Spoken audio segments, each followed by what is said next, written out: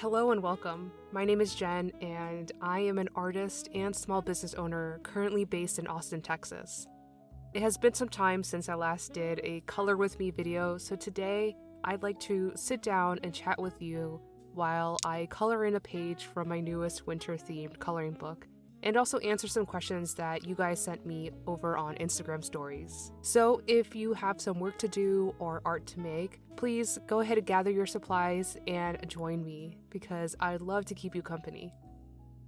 Most of my life, I've been described as a shy, quiet, and soft-spoken individual. I'm also an introvert, and while I was growing up and experiencing my childhood, I often kept to myself and typically was never the first to initiate any conversation. I was terribly shy and I would rather just sit and stay quiet. So I kind of always felt that expressing myself by talking and having a conversation was just always a huge challenge. However, as I've gotten older, I believe that I have improved and that I've also had several experiences that really helped me crack out of my little shell.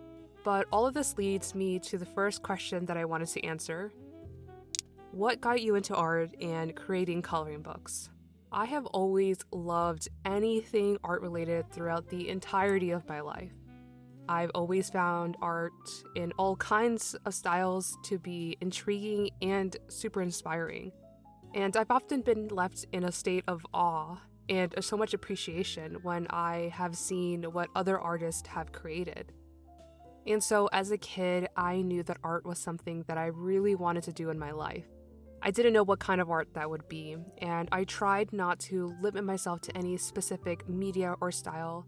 And simply, I just created art for the sake of creating because for me, art has always been a form of self-expression. As I've mentioned already, I was never really big into talking to others because I wasn't sure what to talk about.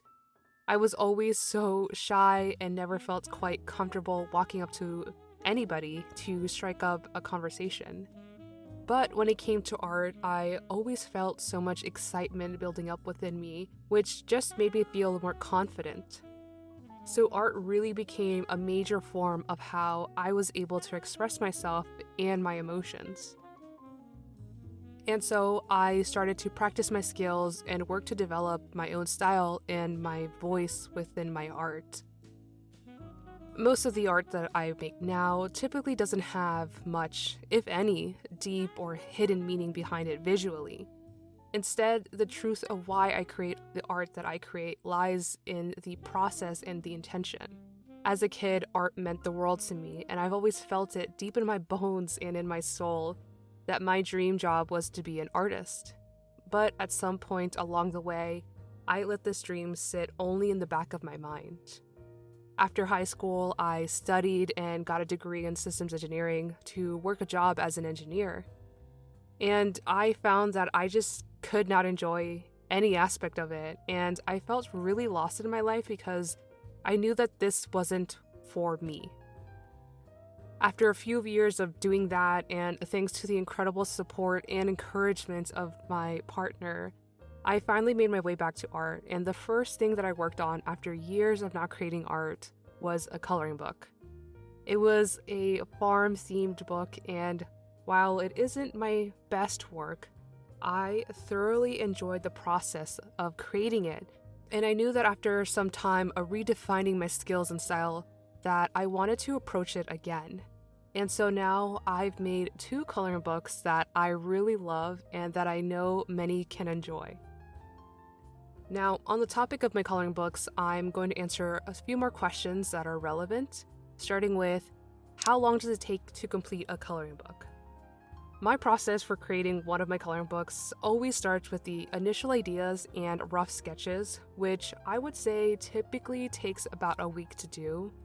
From here, I then take my rough sketches and I refine them digitally in Procreate. This is where I decide on all the details and the composition for each page. This stage, I would say, takes me the longest to do, and it takes up to 2 weeks to complete this just because there's so much detail and just aspects that I really want to get right.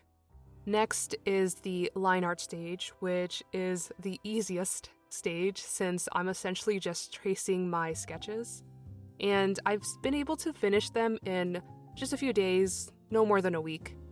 Which then brings me to the last stage where I put all my artwork together, pick out the order of which the artwork will show up, and I just send that to my manufacturer to produce my books. Producing and shipping my books largely depends on how much I order, so the quantity of books that I'm asking to be made. But in total, from idea to product, I estimated it takes me 1 to 2 months to complete, which seems rather quick actually, but usually when I'm working on it, I am fully dedicated to it and my focus is on that. All of my time and energy goes into completing it. But where does it all come from, and where do I find my inspiration for my drawings? I find inspiration for my art in various ways, not just for my coloring books, but all the art that I create. Sometimes it is directly related to an experience or a particular memory of mine. Sometimes it's just based on things that I like in my life. For instance, I love bears, they're my favorite animals, so I draw them often. Sometimes I draw things just because I like to draw them. A good example of this would be cute little houses with faces. I draw them very often, as you may be able to tell, but I always try to depict them in different ways and change up the expressions and just find new ways to keep doing the same thing. But generally, inspiration comes from so many places, and a couple of places where I often look is on Pinterest or flipping through some books that I have that are by my favorite artist or just art books in general. I also like to revisit my old artwork and any old sketchbooks that I've completed. I don't know, I guess I just find a lot of things that can spark ideas, but if I have a specific project or piece that I am creating, usually what I do is start with a list.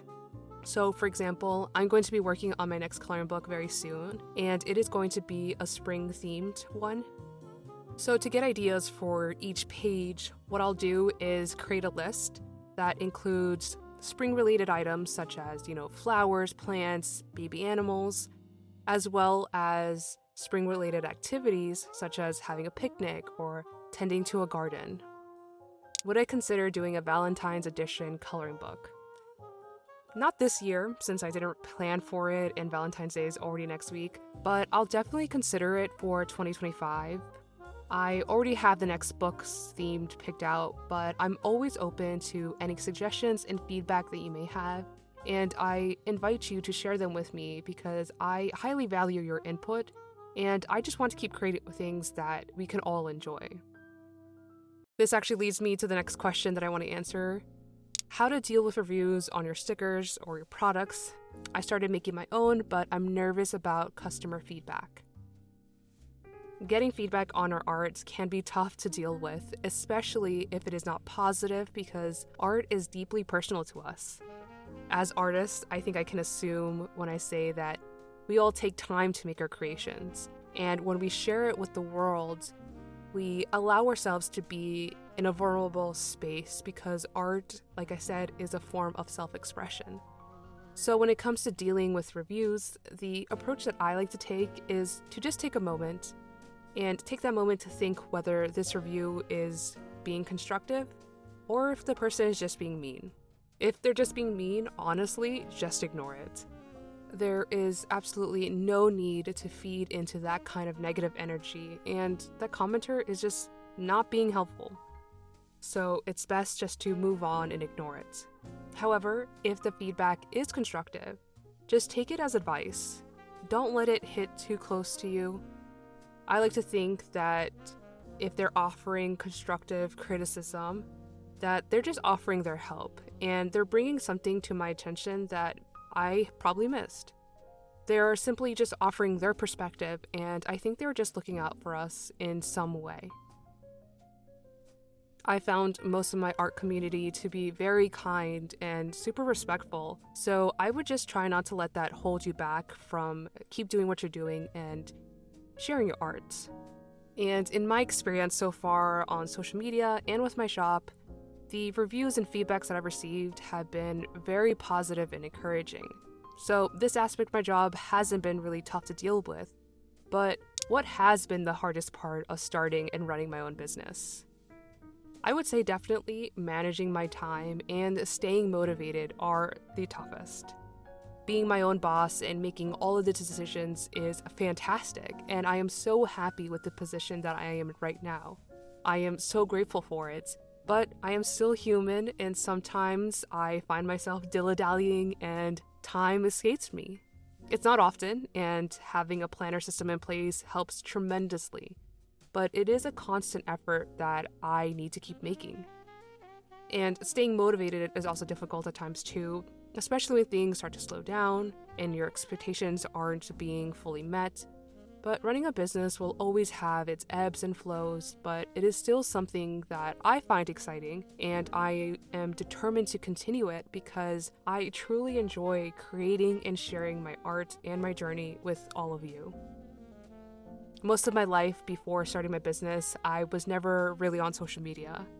I never really cared for it, so coming into it, I honestly had no idea what to expect. I obviously had heard so many different opinions, both good and bad, but I knew that being on social media could really benefit my business.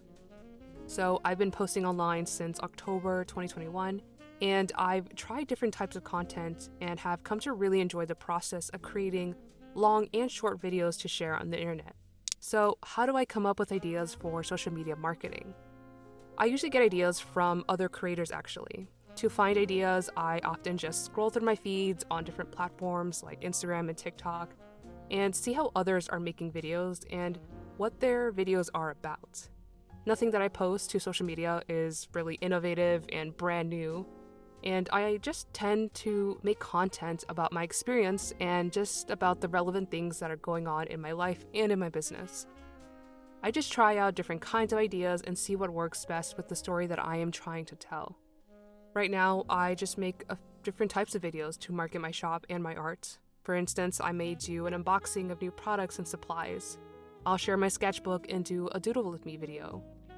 Occasionally, and usually upon request now, I'll also do a pack and order video. And I also like to do videos just like this one where I color in a page of my coloring book. There are plenty of types of videos to make, and not every video that I share is intended to drive traffic to my shop or to make sales. I don't want to come across as somebody who is just trying to sell something all the time, and I just don't want to be too salesy, so I always try to switch things around. For example, lately I've been sharing my planner spreads just because I love my Hobonichi planner, and I enjoy seeing how others use it, so I figured why not share how I use mine. I found that sharing aspects of my life and my journey do really well, and I think right now with social media, people don't want to just see ads all the time. I think most people, myself included, want to make connections with other humans, and so by sharing you, your personality, and who you are, you're able to resonate with others better. And when you connect and relate to them, they are more likely to support whatever you are doing. And that was actually the last question that I will be answering today. I appreciate you guys so much for sending me some really good questions. And if I didn't get to your question today, I'm so sorry about that. There were a couple that I feel would just need their own video, which I may actually do in the future. But thank you so much for stopping by today and for joining me in today's video. I truly, deeply appreciate you for watching and for being a part of this amazing community of super loving and encouraging individual and artists. I hope that you all have a great rest of your day and week, and I will see you in the next one. Bye!